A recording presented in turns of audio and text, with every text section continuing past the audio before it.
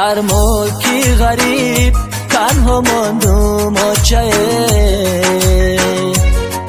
افکار و نالان خار گشتم آچه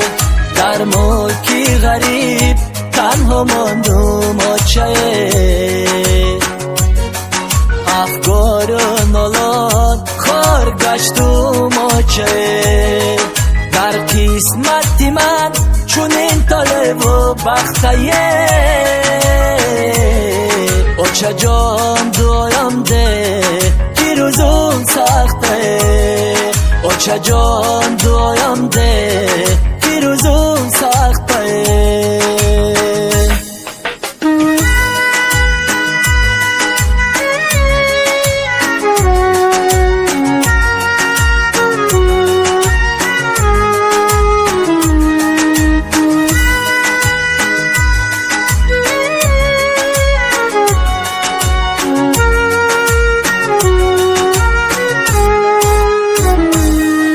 ای دوست ای هموطن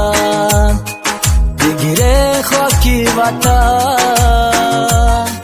ببوسه از خاکی پاک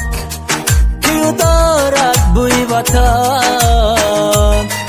ای دوست ای هموطن بگیره خاکی وطن ببوسه از خاکی پاک بوی وطن در ملکی غریب تنها ماندم آچه افکار و نالان خار گشتم آچه در ملکی غریب تنها ماندم آچه